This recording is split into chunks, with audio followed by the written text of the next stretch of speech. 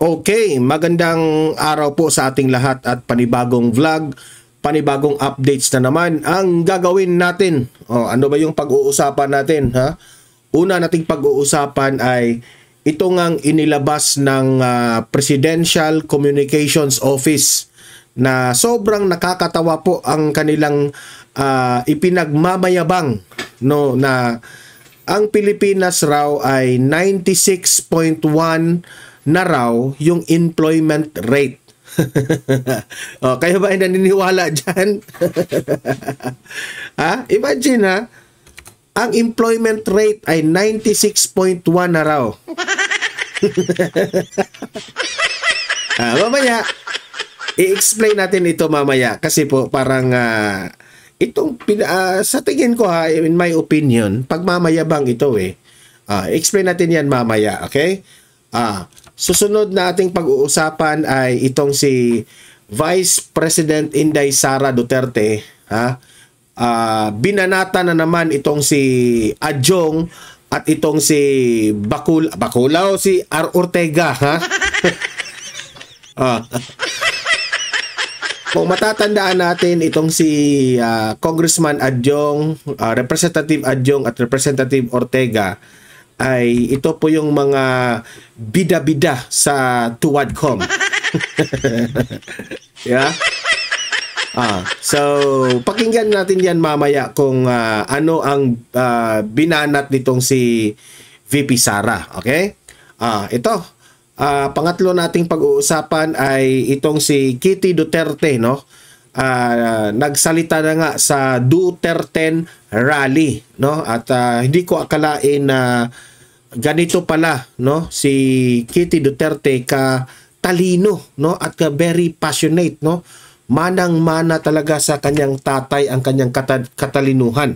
At yan ang ating pakikinggan, yung sinabi ni Kitty Duterte na inilabas niya ang kanyang hinanaing sa nangyari ng kanyang tatay at sa nangyayari ngayon sa ating bansang Pilipinas. Okay? I-react natin yan at ipapakita ko sa inyo yan ang sinabi ni Kitty Duterte. Okay? So, pero bagong lahat, bago natin ito pag-uusapan, no?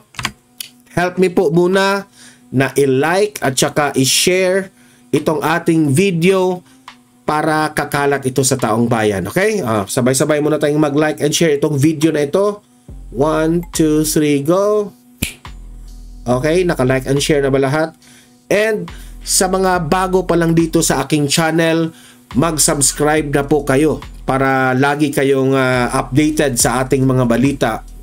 And at the same time, yung mga cellphone ninyo ay ma-notify yan kung meron man tayong breaking news, kung meron tayong bagong uploads, at kung meron man tayong nagla-live man ang ating channel, no? So ano yan, magpa-pop up yan sa inyong mga cellphones, so, kapag nakasubscribe kayo. Kaya bahalaga tayong mag-subscribe sa Donmar TV. Subscribe kayong lahat. Ready? 1, 2, 3, go! Ayan, nakasubscribe na ba tayong lahat? Okay? So, ito. Uunahin muna natin itong sinabi ng PCO. Itong PCO statement na sinabi nila, ito yung nakalagay dito 96.1 ang employment rate pala. Nabubulol na tayo 96.1 ang employment rate. Ang nakalagay po dito sa caption nila, nananatili sa 96.1% ang employment rate sa bansang nitong Marso 2025. Wow, ang galing. Palakpakan! Yeah. Hindi, siyempre, ipinagmamayabang ito ng Administrasyong Marcos, di ba? Kasi malapit na yung eleksyon Dapat i-post natin ito. Diba? I-post natin ito, ipakita natin ito sa social media na 96.1% ang employment rate ng bansa natin ngayong Marso So meaning to say, magaling si Bongbong Marcos. Di ba? Magaling! Nasa 48.02 million ang bilang ng mga Pilipino na may trabaho ayon sa pinakabagong ulat ng Philippine Statistics Authority. Okay? Yan ang kanilang caption. So, kung 96.1, ito yung argumento ha. So, kung 4% lang, kasi 96 100% meaning lahat na employed na lahat. Sa to pa, meaning to say, so 4% lang ang unemployment. Yung walang mga trabaho, 4%. Wow! So, ba't may akap? Bakit may porpis? Ba't may tupad at AX? Halos lahat pala may trabaho, pero bakit ang daming ayuda?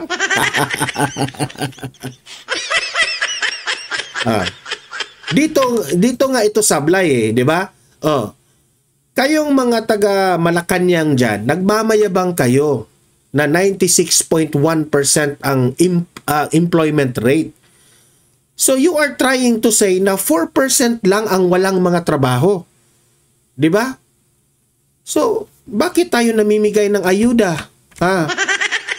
Huwag nyo kaming utuhin.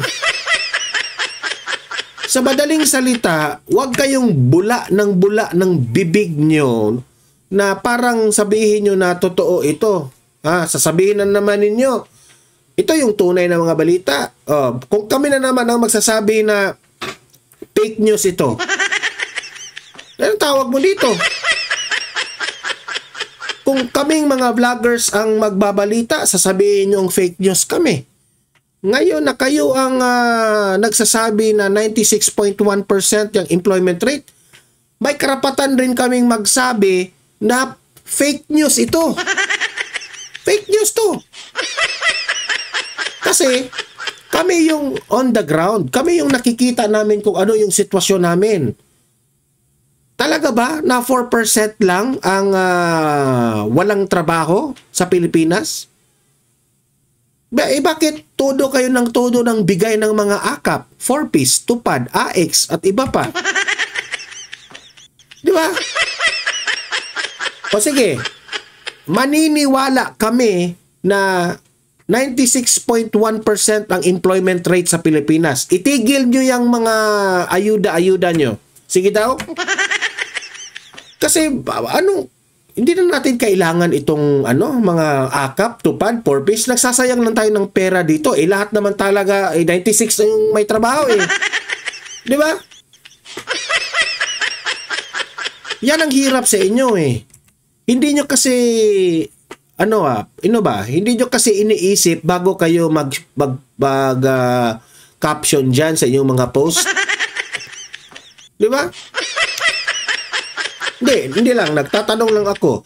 Dahil ba malapit na ang eleksyon at takot na takot kayong matalo sa eleksyon ito, kaya magpo-post na lang kayo ng mga ganito para sabihin ng taong bayan, magaling pala si Bongbong Marcos kasi 96.1% ang employment rate ng bansa natin na ang katotohanan ay hindi.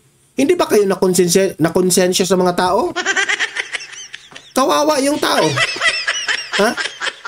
Gutom na gutom, Pati bigas pinagbababa nyo ng 20 pesos per kilo ang bigas kasi alam ninyo gutom ang tao, tapos sasabihin nyo 96.1% ang employment rate.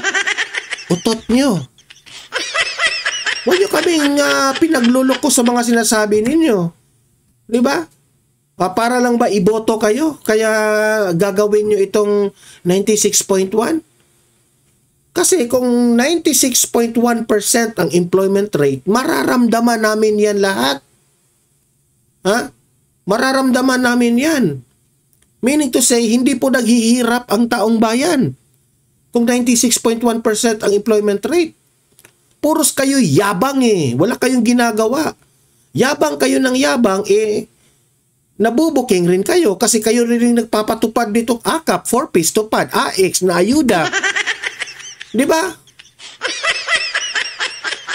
Tingnan tingnan mo ang dito mo talaga makikita itong administrasyong ito eh. Puros kayabangan lang ang alam eh.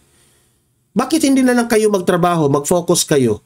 Ang hirap sa inyo, you are too busy, sa inyong pamumulitika. You are too busy na abalang-abala kayo na hindi kayo mananalo sa next election, hindi kayo mananalo sa next term. Abalang-abala kayo sa mga karir. Kung matatalo kayo, di talo kayo, hindi kayo pinipili ng tao. Itong mga pinagagawa ninyo nang nagpo-post kayo ng 96.1% employment rate, saan nyo nakuha itong datos na ito? Saang planeta yan? In the reality, magprangkahan tayo dito, hindi po 96.1 ang employment rate.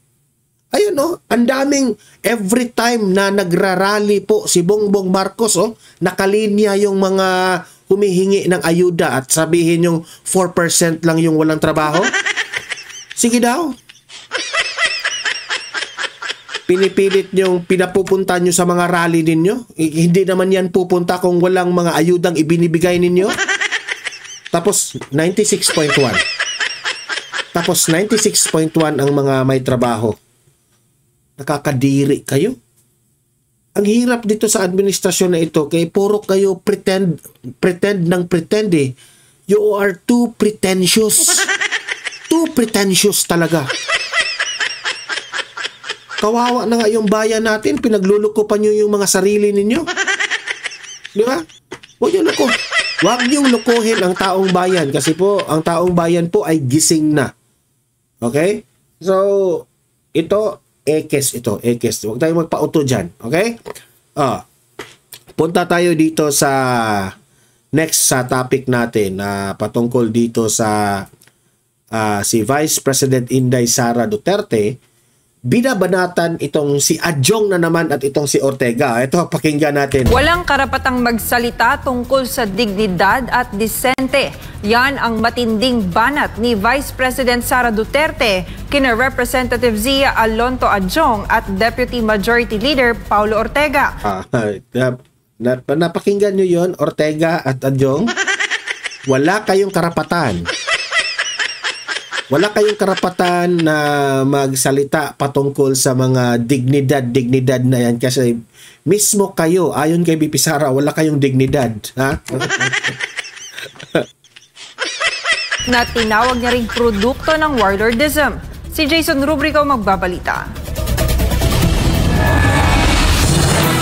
Hindi pinalampas ni Vice President Sara Duterte ang panawagan. Ayan, tama yan si BP Sara. Banatan mo yan ng banatan, BP Sara. 'Di ba? Nung panahon ng Tuwadcom, ikaw rin ang mga binabanatan dito sa mga taong ito eh. So it's payback time. Kung ngayon, election na ito yung sinasabi ko, ito yung tamang paraan. Yan ang laging sinasabi ni BP Sara eh. Ito yung tamang paraan para magbanatan. Yung panahon ng Tuwadcom, yun ang panahon para magtrabaho, hindi yun panahon para magbanatan. Ngayon, ang tamang panahon para magbanatan, Adjong at Ortega. Tapos ngayon, magagalit kayo? Di ba? Election ngayon eh. Di ba? O di banatan tayo ng banatan. Kayo nga eh, bumabanat kayo kahit walang eleksyon. Tapos ngayon, magre-reklamo kayo. Lanao del Sur Representative Zia Alonto Adjong na itigil na niya ang umano'y shame campaign at ibalik ang dissent. Shame campaign? Itigil na yung shame campaign. Bakit? Anong ginawa nyo kay BP Sara? Hindi ba yun pang walang hiya yung ginawa ninyo? Doon sa Tuwadcom? Pinagbibintangan nyo yung vice presidente sa confidential funds na wala naman kayong katuturan, wala naman kayong ebidensya, questionable, at pati naging magaling pa kayo sa COA? Magaling pa kayo sa COA. Anong sabi ng COA? Nasa tamang paraan po ang paggasta ni VP Sara. Pero kayo, anong ginagawa ninyo? Mas magaling pa kayo sa COA tapos sasabihin nyo dignidad, dignity? Tapos magagalit kayo ngayon kasi binabanatan kayo? Kung kayo yung bumabanat, okay lang. Pero kung kayo yung binabanatan, hindi okay. Ganon. Ganon ang direkte, marangal at makataong diskurso sa politika. Ayon kay VP Sara, walang karapatan si Adyong na magsalita tungkol sa dignidad, pagiging disente at pagkakaroon. Correct, wala kang karapatan, Adyong. Sagutin mo muna yung mga tanong ni Sas Ruganto Sasot patungkol sa iyo. Narinig mo yung vlog ni Sas Rugando? Sagutin mo na yun. Kasi ang dami pong mga revelasyon si Sas Rugando. Napakinggan namin yun. Sagutin mo muna yun bago namin kayo sabihin na magaling ka sa dignidad. Sagutin mo muna yun. Kasi may ibinulgar si Sas Rugando. Hindi ko ibig sabihin na totoo, tama yun ha. Pero dapat mo yung sagutin muna. Dapat mong patunayan na malinis ka, di ba? So, kung hindi mo yun mapapatunayan, wala kang karapatan para magsalita patungkol sa dignidad. Okay? Ng magandang asal dahil ayon sa kanya, Bakit? Ikaw, Adyong, maganda ba yung asal mo? Nagtatanong lang ako, maganda ba yung asal mo? Vice Presidente, tinitira ninyo, binabanatan niyo sa tuwad ko, dahil kalaban ng amo ninyo. So, nasaan na yung asal doon? Di ba? Huwag kang magsabi-sabi na patungkol po sa asal. Wala na pong asal sa politika. Kung bastusan na po, bastusan na yan lahat. Bastusan. Do not be pretentious. Yan ang lagi kong sinasabi eh. Kung magbanatan kayo, magkalaban kayo sa politika, magkalaban kayo. Do not pretend na malinis tayo. Lahat ngayon sa politika, lahat ngayon puro magbanatan kayo, magsiraan kayong lahat diyan. Ay panahon ng eleksyon eh, natural 'yan. Babatas ay produkto ng warlordism sa Mindanao. Si Adyong Manggod. Sabi ni VP Sara, kasi itong si Adyong, Produkto Manggod niya siya sa warlord. Produkto, sabi si VP Sara ang may nagsabi nito ha. Si Adyong kasi produkto siya ng warlordism dito sa Mindanao. Si VP Sara ang sabi yan. Produkto siya ng warlordism. Grabe ito. Di ko alam yan ha. Si VP Sara ang nagsabi niyan. Warlordism nato diri sa Mindanao. So I don't think he is the proper person to talk about decency, dignity. So, kung itong si Adyong raw ay produkto ng warlordism, wala siyang karapatan na magsalita patungkol sa decency o dignity. Si VP Sara ang nagsabi niya na hindi ako. Play. And civility. Kay ang iyahang pagdaog din sa Lanao tungod na sa grip sa ilahang dynasty. Ang tinutukoy ni VP Sara na warlordism ay isang sistemang pamumuno kung saan hawak ng ilang makapangyarihang angkan ang kontrol sa politika gamit ang impluwensya, armas at dominasyon sa seguridad sa lokal na pamahalaan. Hindi rin nakaligtas sa patutsada ni VP Sara si House Deputy Majority Leader Paulo Ortega matapos nitong questionin ang umano'y pananahimik ng Vice Presidente sa gitna. Di ba matatandaan natin na itong si Paulo Ortega, lagi naman itong nagpapapreskon sa House of Representatives at lagi niyang binabanatan itong si VP Sara, di ba? Ito naman rin ang banat ni VP Sara sa kanya. Ng mga illegal na aktibidad ng China sa Sandy Cay na bahagi ng West Philippine Sea. Isa pa sa China. Itong si Ortega, isa rin ito, sabi ni VP Sara. VP Sara, anong masasabi mo dito kay Ortega? Si Ortega, mura po ni siya o si Adyong. Si Ortega raw, para rin itong si Adyong. Bakit? Si Adyong, maliit si Adyong eh. Si Ortega, malaki yun, di ba? Bakulaw ngayon sila. Sinabi ng mga galit na taong bayan sa kanya eh. Produkto sa warlord. Si Ortega, maupod na siya si Adyong. Produkto sa warlordism. Warlord. Ang term ni VP Sara is warlordism dito sa ating bansa. Okay, hindi ko alam kung anong ibig sabihin ng warlordism, no?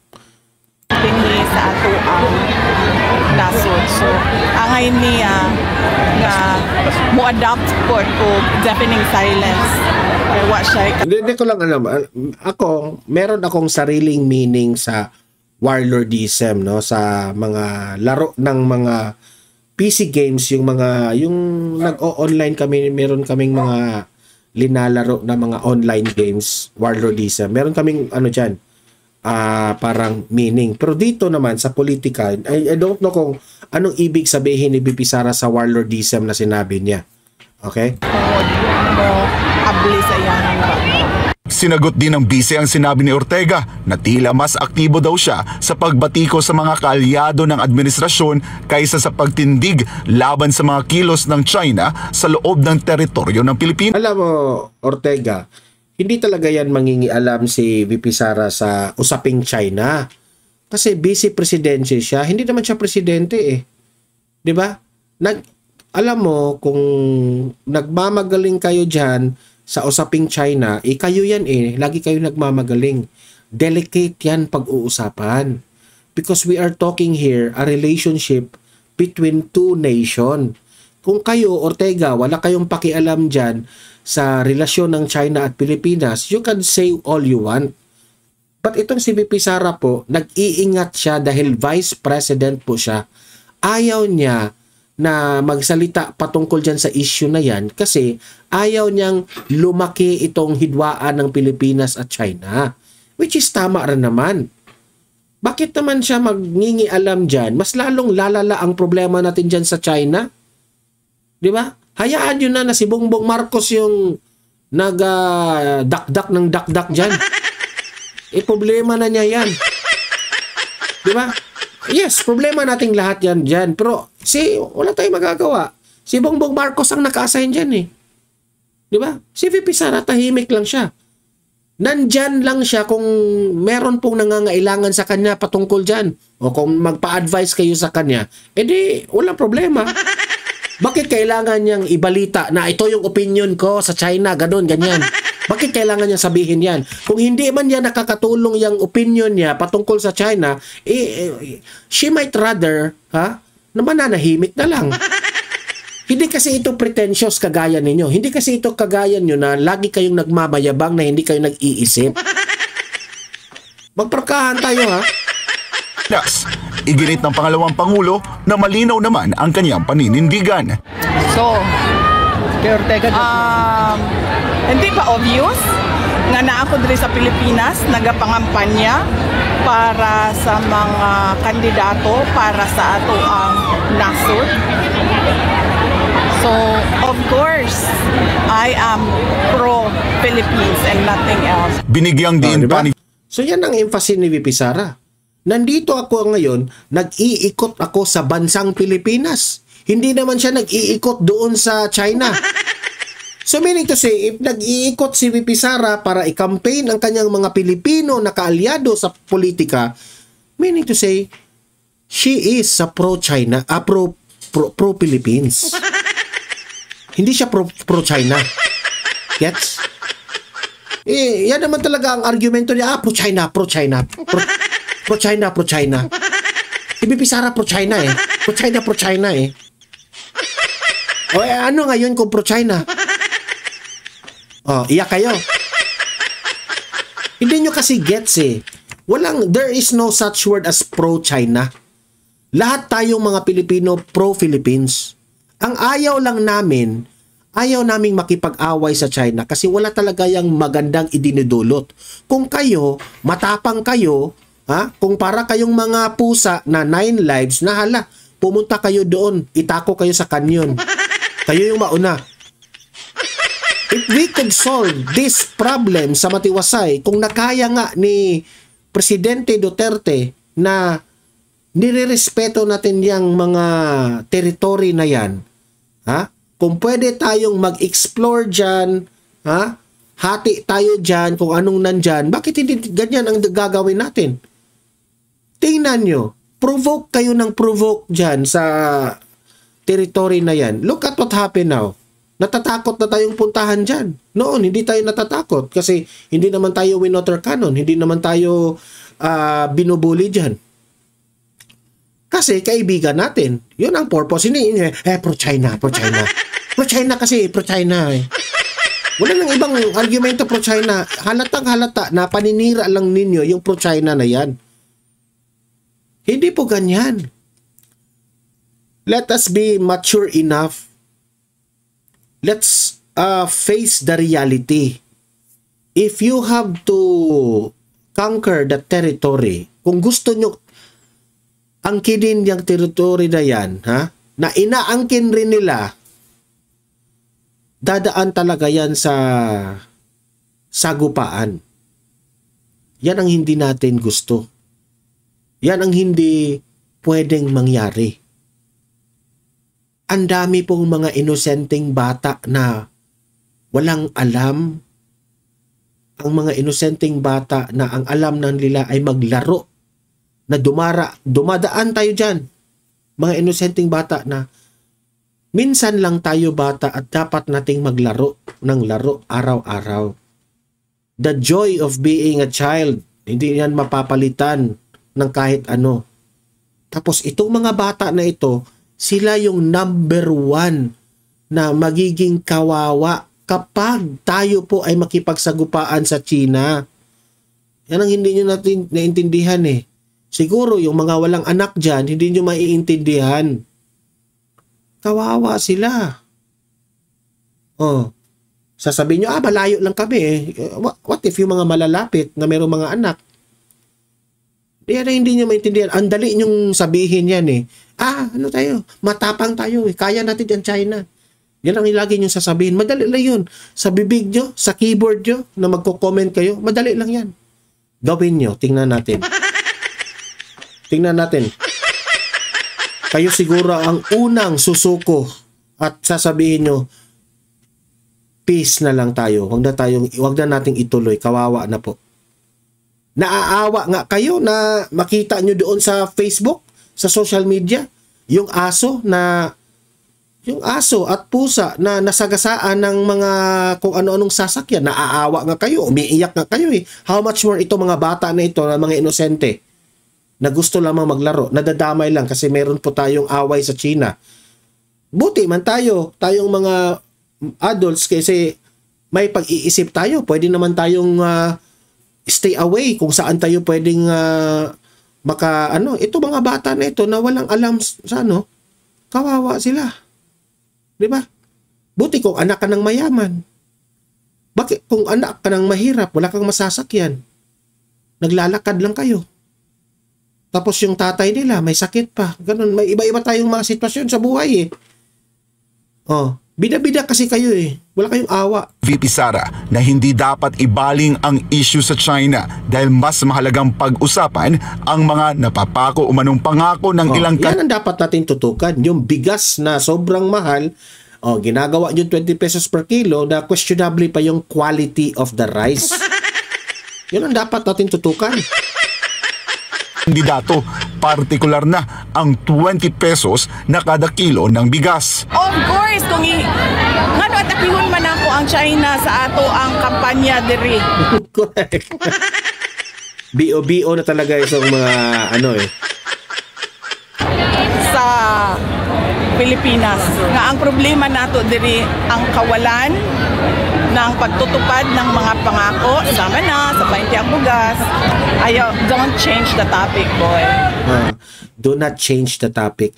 Huwag niyong ilihis ang usapin ng problema ng Pilipinas kasi malaki po ang problema ng Pilipinas sa pamumuno ni Bongbong Marcos. Huwag niyong ilihis ang usapan. Mag-China-China pa kayo? Problema sa China. Huwag niyong ilihis. Malaking problema po ang dinaranas natin sa administrasyong ito. Huwag kayong umiwas. Huwag kayong umiwas. Kayong umiwas, kakaya kayo. The topic is promises made and broken again and again. Promises are made to be broken and broken and broken again. BBM. Para sa Diyos at sa Pilipinas kumahal. Diba? So, si VP Sara matalino yan eh. if you want kayong mga taga-administrasyon na maano kayo, no? Ako si Jason Rubrico. Kung if you want na kayo po ay i-appreciate sa taong bayan, magtrabaho kayo. Huwag kayong poros pa-epal eh. Okay? Ito. Susunod nating pag-usapan, panoorin natin itong mga sinasabi ni Kitty Duterte sa rally kampanya ng Duterte. Ito, ano ba yung sinabi ni Kitty Duterte? I-react natin. Play!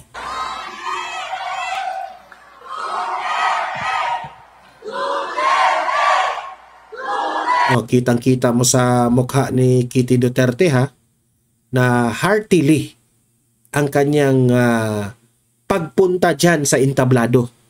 Meron siyang hinanakit. Itong mga taong to, ang kanyang nanay. Sa next vlog natin, yung nanay naman niya ang ating pakikinggan. Ngayon si Kitty Duterte. Bakit ko ba ito pinakita? Kasi po, itong sina Kitty Duterte, hindi po ito mga hindi ito involved sa politika eh. Hindi ito mga nagsasalita dahil namumulitika. Hindi ito nagsasalita dahil sila po ay tatakbo. Sila po ay ordinaryong tao lamang na nagpalabas sila ng kanilang saloobin dahil sa nangyari sa kanilang tatay. Okay? Panoorin. Maayong gabi!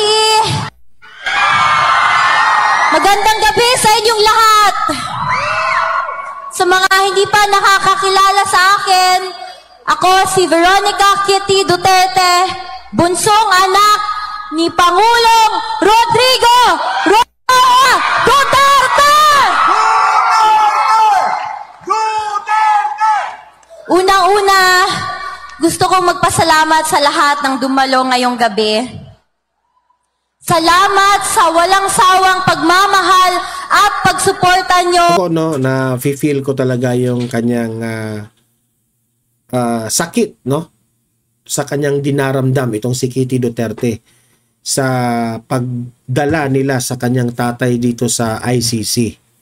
Kaya nga sila ngayon nagsasalita, para ipaalam sa taong bayan kung ano yung mga sinasabi ni Tatay Digong nung time na nandun sila sa Dahig. At gusto nilang ipaalam sa mamamayang Pilipino yung mga sinasabi ni Tatay Digong na hindi ito sinasabi sa atin pero sa kanila, pamilya sila, maraming sinasabi si Tatay Digong na hindi natin alam. Yan po ay i-reveal through Kitty Duterte's reaction sa kanya. Makikita natin yung emosyon ni Kitty Duterte dito eh. Kay PRRD, sa amin na pamilya niya at sa Duterte.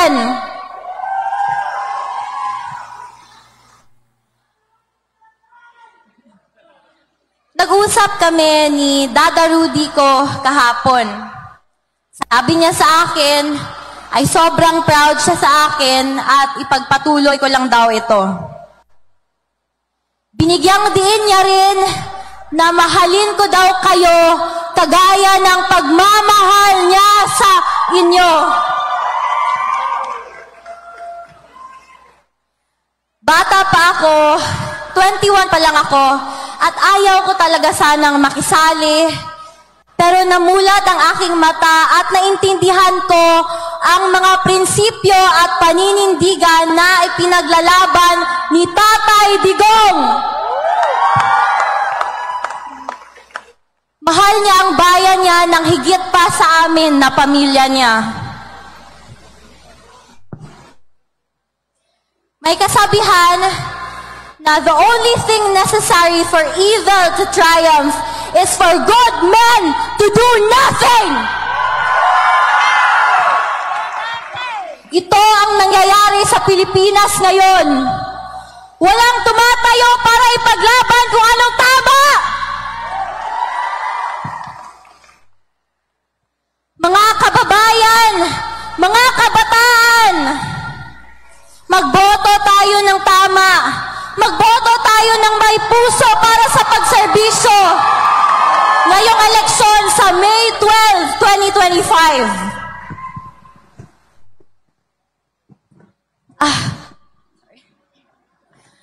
Suportahan natin ang Duterte o PDP yan, mga kababayan.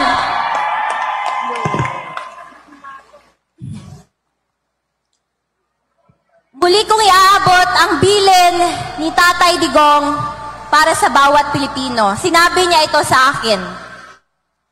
Do good. Fight for your country and fight for what is right. Sabi niya, huwag kayong mag-alala because this is not forever. God will intervene. And He sends His love to all the Filipino people. Daghang salamat! Maraming salamat! And God save the Philippines! Pilipinas! Duterte pa rin! Duterte! Duterte! Na, kitang-kita mo talaga yung sigaw niya sa last si Kitty Duterte, no? Na very emotional. Matatawag kong very emotional kasi alam niya sila mismo na anak niya, araw-araw nagkikita sila ng kanyang tatay, magkatabi silang natutulog. Kitang-kita mo talaga na alam niya na ang kanyang tatay ay nagsiservisyo ng tunay, no? Tapos ang resulta dahil sa inggitan sa politika, napunta ngayon at nakulong ang kanyang tatay. Ginawa lang ni Tatay Digong ang lahat Yung sa war on drugs, hindi yun para sa kanya. Hindi yun basta hindi yun ginawa niya para magpasikat. Ginawa niya yun dahil sa pagmamahal niya sa taong bayan. Okay? Pero look at what happened now. Naiinggit sila. Dahil ang taong bayan, Duterte ang hinahanap. So, ang ginagawa ng kalaban ng mga Duterte, lumulusot talaga sila na ginamit nila ang Interpol, kung ano-anong mga reason nila, no, para mapalayo si Duterte dito sa Pilipinas kasi alam nila kung nandito si Duterte sa Pilipinas, no, magkakagulo po ang taong bayan. Magkakagulo in a sense na ipupush talaga ng tao na ibalik si Tatay Digong. At yan ang ayaw ng administrasyong ito. Ayaw nila Kasi yan nga ang lagi kong sinasabi sa inyo sila ay gahaman sa kapangyarihan.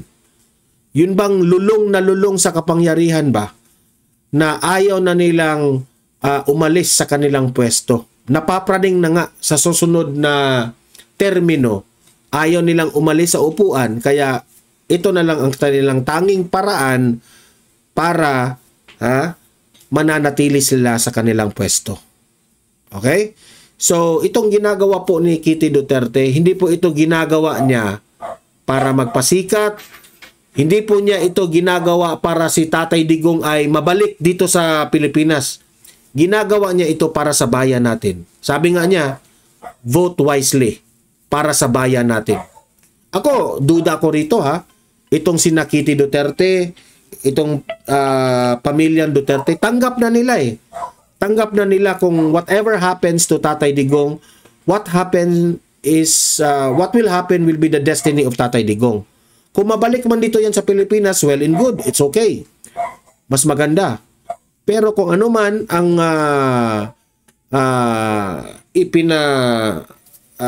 hiwatig nila na mensahe sa atin sa bansang Pilipinas, what will be the future of our country?